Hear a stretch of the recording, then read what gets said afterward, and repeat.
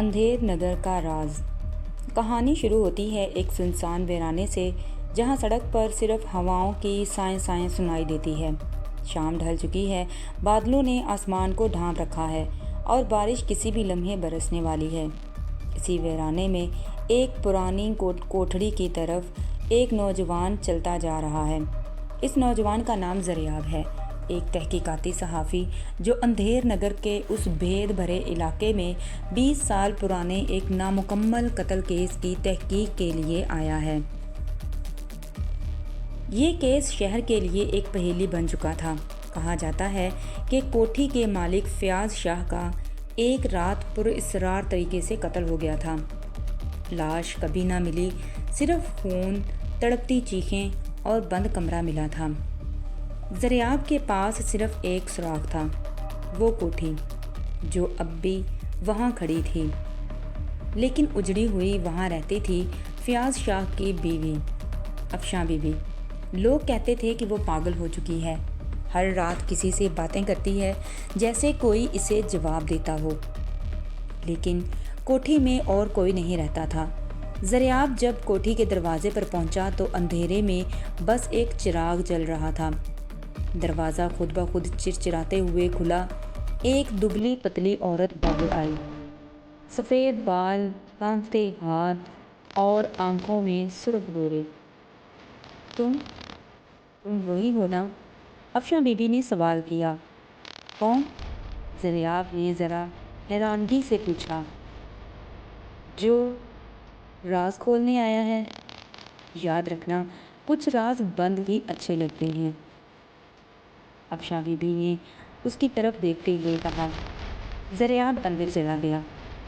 کوٹھی اندر سے بالکل ویسی تھی جیسی 20 سال پرانی تصویروں میں تھی۔ دیواروں پر لٹکتے پردے، زنگ آلود فانوس اور خون کے وہی پرانے دھبے۔ افشاں بی بی خاموشی سے چائے لے آئی اور جیسے خود سے ہی وہ باتیں کرنے لگی۔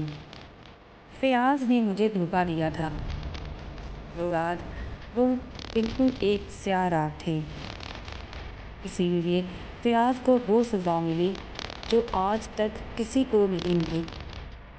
کیا؟ زریاب ذرا چونک گیا۔ کیا آپ نے مارا تھا اسے؟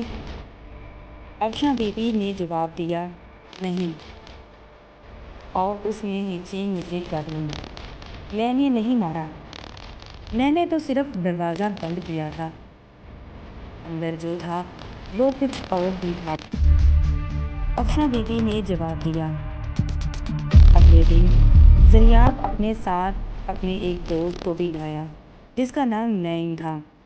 وہ اپنے دوست کے ساتھ کوٹھی میں واپس آیا جس کے پاس ایک کیمرہ تھا جو نائٹ ویژن میں رپورٹ کرتا تھا۔ ان دونوں نے تہہ خانے میں ایک پرانی بند کوٹھڑی کو کھولا اور اس کے اندر ایک چھوٹی سی قبر تھی، اور اس قبر کے اوپر لکھا تھا کہ جس نے مجھے دفن کیا وہ خود کبھی روشنی نہیں دیکھے گا۔ اچانک کیمرے کی لائٹ بند ہو گئی۔ ایک سایہ نمودار ہوا دیوار پر جو کسی انسانی جسم جیسا تھا، لیکن اس کا چہرہ نہیں تھا، صرف کالے گھڑے۔ نعیم نے چیخ ماری اور اگلے لمحے وہ غائب ہو چکا تھا۔ زریاب اکیلا رہ گیا۔ زریاب باہر کی طرف دوڑتا ہوا واپس جانے لگا، لیکن ہر دروازہ بند تھا۔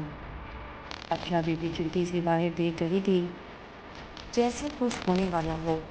وہ بولی، اب تمہیں بھی جانا ہوگا، تم نے جو قبر کھولی ہے اس کا حساب اب تمہیں دینا ہوگا۔ زریاب باہر کی طرف بھاگنا چاہ رہا تھا، اب اس کی سانس لینا بھی مشکل ہو رہی تھی۔